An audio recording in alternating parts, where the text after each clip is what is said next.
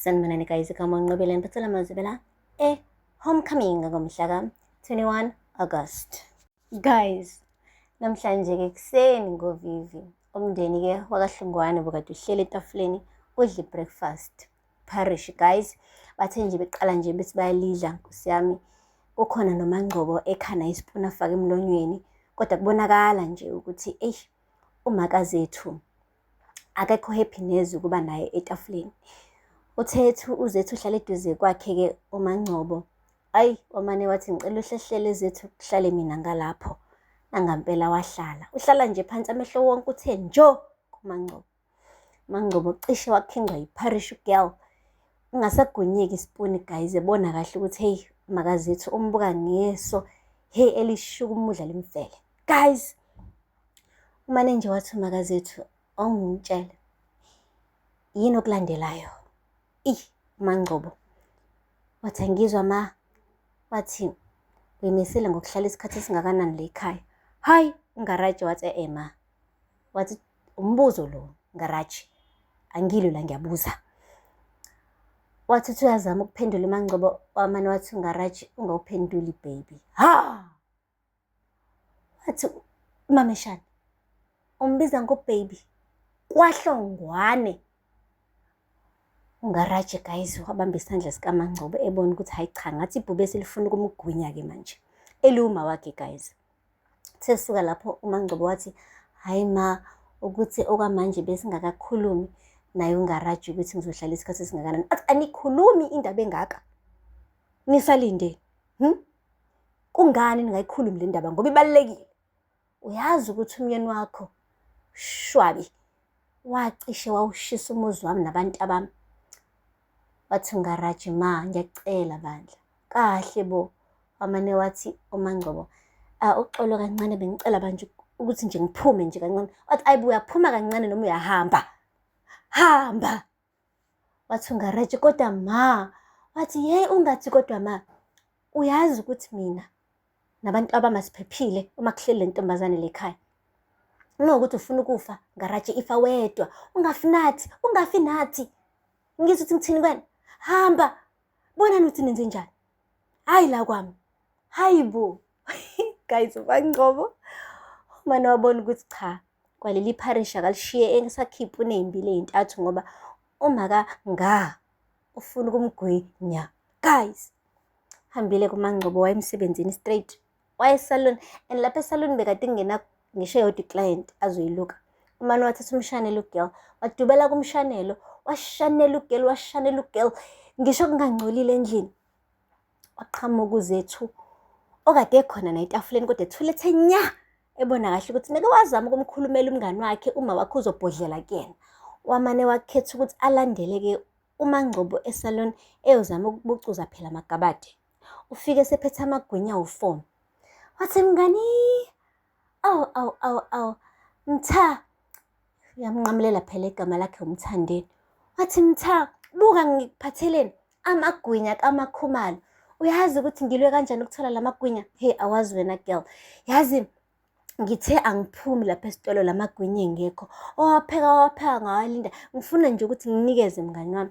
Shuthi kahle kahle ubonile ukuthi iparish akalidlanga kahle ugirl. La magwinya azozama ukuthi aqinise isisu guys, cause ugirl ulambile obvious. Guys, umane nje uMangcobo wambuka nje, angasho lutho. Wathi hawu mngani wasuthula kangaka? Waqhubeka washanela ugirl. Wathi hawu ngikhuluma nawe phela. Uyazi phela mngani, lento eyenzekile ekuseni ngiyaxolisa, nami bengingikwazi ngisho ukuthi ngikukhulumele. Ngicathi uma ushawa uvalo uyasaba. Uyakhumbula nawe ukuthi wenzani uShwabi lapha ekhaya? Wafika nopetrol, wacishe ushisa wonke umuzi wasekhaya. Nakho ngala udubule ngisho uNgaraji, kufanele abazali besabe. Yabona mngani, amane nje uMangcobo athule, athathe umshanelo wakhe ashanele. Wathi uZethu, yazi ngicabanga ukuthi nawe uthola irumo mngani. Wathi irumo? Kubuza uMangcobo. Wathi khona wena ninongari nizohlala ngokuthula yabo, ngcono uthola irumo.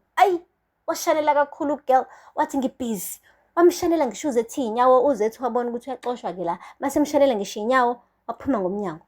Manje uMangcobo ngiyazibuza, ngiyaziphendula ukuthi ungani vele engafuni ukuthola iroom, noma usaba ukuthi-ke uzothi seseleyo room kufike-ke uShwabi emthole yedwa bese-ke eyambulala.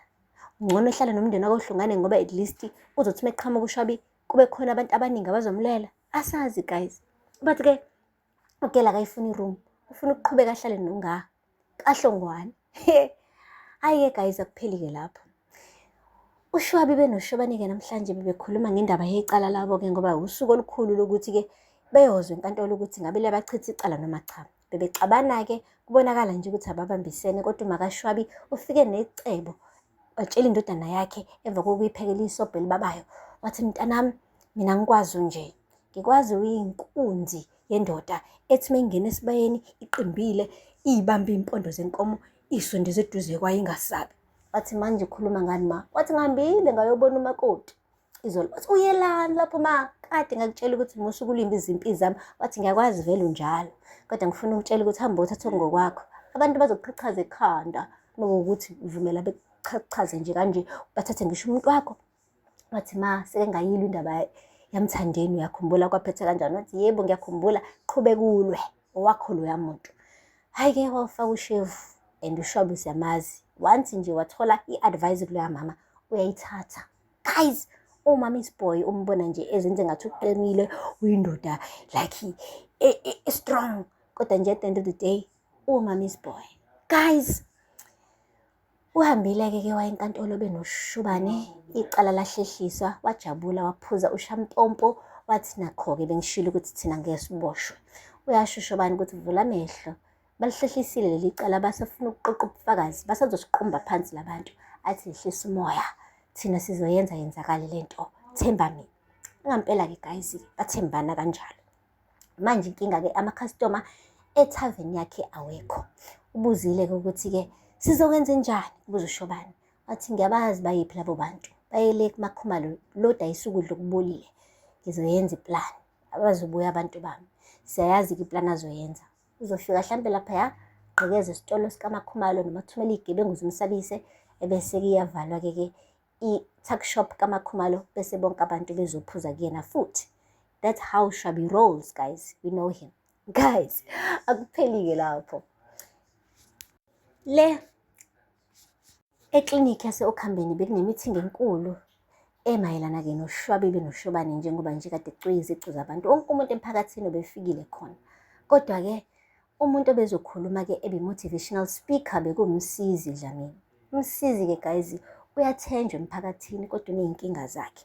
Namhlanje-ke kube i-bad timing ngoba uthe esagqugquzela emlapha phambi kwabantu abagcwele mpu base-Okhambeni esho ukuthi uShobane benoShwabi babakhwabanisi. I-corruption hayi akumelanga siyivumele. Iyaqhubeka uma ukuthi abantu siyabavumela ukuthi benze i-corruption. Ya besibathembile laba bantu la emphakathini kodwa-ke basicekela phansi kakhulukazi uShwabi. uShwabi ubetshela ukuthi indoda enamandla engabambeki ngoba unemali. Kodwa namhlanje sizokukhombisa lokho siqoqe bonke ubufakazi ukuthi-ke noma unemali siyakwazi ukuqumba phansi. Kanti njengoba esho nje naye amacala akhe azovela that same day ey'nkundleni zokuxhumana kuma-radio bekade kubhizi ngegama lakhe nenkampani yakhe-ke ibizwa ngokuthi-ke i-Geo Consult. Kushiwo ukuthi-ke abantu baya-investigate ngisho imention yakhe iyapeqululwa ngoba bekade enza amathenda omgunyathi. Manje-ke wonke umuntu umane wakhexe eklinikhi ebuza ukuthi hawu wena ukhuluma ngokuthi kumele siqumbe phansi abantu abenza i-corruption kanti nawe uyayenza ngokwakho. Usimotivate kanjani ngento oyiyona nawe? Udadewabo-ke uConstable Dlamini umane waphoxeka angiphathi-ke kama wakhe njengoba elokhu embiza ngofano. Umane wabuza ukuthi mntanami yiqiniso lento na? Wamane wagwinya amathe kaningi-ke uMsizi ebona kahle ukuthi-ke usebanjiwe naye. Guys, ngathi-ke Okhambeni kuyakhucululwa wonke amaqila ayavela ahloniphekile angahloniphekile avele obala guys. Anyway, aphela lapho kamazibela namhlanje. Ngakhohle ukusubscribe and like and comment. Until next time, bye. Sanibonani guys, kama nqobeleni bathela mazibela homecoming ngomhla ka-21 August. Guys, namhlanje-ke kuseni ngovivi umndeni-ke wakaHlongwane bukade uhleli etafuleni.